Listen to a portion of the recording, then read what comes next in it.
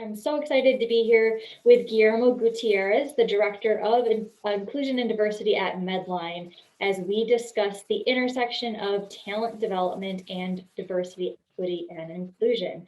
Guillermo, thank you for being here today. My pleasure. Let's dive right in. So many organizations have made very big verbal commitments in the past year to increase the diversity of their senior level leadership, which is an amazing goal. So what does it actually look like? How does accomplishing that goal actually look like in practice? Yeah, that's the $1 million question. I think that the intention and setting goals is the first step. You definitely have to have a target, right? You have to be able to say, hey, we are committed to results and outcomes, not just intentions. Because intentions so far haven't yielded the actual results that we want to see in terms of representation in leadership. And so there are multiple things, right? Is definitely who we bring into the organization. Typically, the easy path to diversity is bringing people at the entry level, right? One, there's more diversity in that group. And two, some of the profile of success that is defined for what the culture of the organization needs is more open at that entry level. So we need to challenge the notion that leaders from the outside world don't understand the culture, and that it's better to promote from within and be able to bring people that are culture adds, right, versus the culture fit that sometimes is our bias. Second is we need to be very intentional about developing leaders early on and making sure that those leaders that are people of color, women, underrepresented groups have the same visibility and the same exposure and coaching and sponsorship, right, throughout their career. Oftentimes we look at the succession planning or talent reviews, and we'll look at one or two people in that top box. But then if you look at the next levels down, if we're not creating a pipeline, that box is never going to look more diverse, right? So we have to be very intentional about identifying talent and making sure the talent has everything they need to develop, so we can keep them, and then also we can have a more diverse bench of leaders. So I think those are two key things. Yeah, and we talk so often in the talent development space. We spend so much time on the couple top performers and so much time on maybe the bottom of the list performers, but that middle piece is such an underserved aspect of our workforce, whether it's from a talent development side or a diversity and inclusion side. So when we're talking about some of those non-leader staffs, a lot of the organizations are making lofty goals in relation to that the executive level leadership, the senior level leadership. You mentioned in your comments about engaging those non-leaders, getting people in the pipeline to begin with. So what are some ways that you've seen that accomplished? One is to be intentional about recognizing or questioning the definitions that we have about leadership and potential, and again, what do leaders look like? And I don't mean physically, but in terms of a style and behavior and approach. We, conscious or unconscious, we have a box, right, that we use to measure and assess leadership capability early on.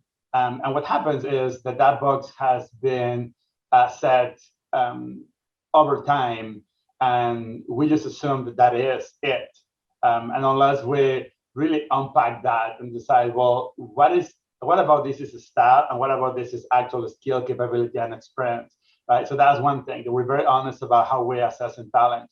Two, we need to be very intentional about providing those, again, coaching, mentoring, and sponsorship opportunities, because naturally, if we just leave it to people to create their own networks and find their own support, the majority group, right, will continue to find those opportunities in a natural way and have the benefit of that, while underrepresented groups who are one or two within a team we have to even fight harder to find those connections, or just won't naturally find those sponsors, mentors, kind of coaches and supporters. So that is very important, right? That we are intentional about creating those spaces and opportunities. And then In terms of management training, I think we also have to ensure that managers understand what it means to be inclusive in the management style and decision making, right? It's not about intention, it's about specific behaviors. And I don't think we actually really understand what it looks like. And it's not about just hiring people that you like, but hiring people that bring different aspects to the team that you might not already have. Not looking across the room and seeing just people that look just like you or act like you or think like you. That's not where progress gets made. Absolutely. Yeah. And we all do that, right? We all have affinity for people. And here's the really what happens. The people you feel more familiar with and more comfortable with, you spend more time with them. And because you spend more time with them, you have more examples of their performance and their potential. And because you have more examples, when the time comes to say, well, who do we think is ready for the next level? We just have more information about some and not all, right, people in our team. And so our affinity and familiarity with people permeates our decision making, again, without an intention of excluding others, but we're just giving an unearned advantage to people because we spend more time with them, we are more familiar, we develop trust. And so being intentional about shifting that is hard because we have to be very conscious of it, but it's what it's going to take, right, to have that change.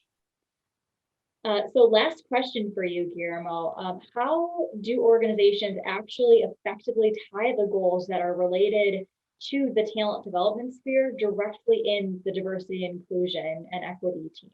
What does that look like? Yeah. Well, I mean, there's a strong link, right? A strong connection, because we were talking earlier about developing leaders and giving people an equal opportunity to grow and advance in their career, and this is done through learning and targeted development. And so, one, how are we offering opportunities for people to opt into learning more and growing, right? And so, are all the courses that we have in person, and you have to be on site? I mean, right now it's a pandemic, but typically you have to be at corporate, you have to be the place where those courses happen and they're in person. So that leaves out so many different people. Second, are we selecting people, again, very narrowly about who can participate in certain programs, right? If you have a development program that is for emerging leaders and you have, one cohort of 25 people in a year, that's great, but, many more people need that kind of development, right? So how do you offer opportunities for everyone?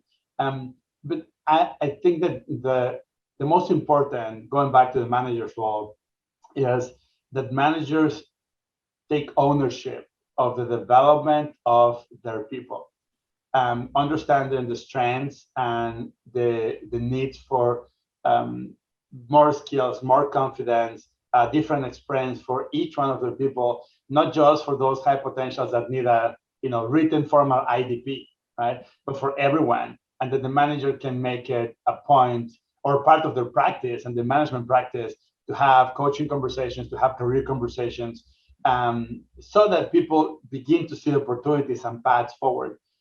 Otherwise, again, we say, well, you own your career.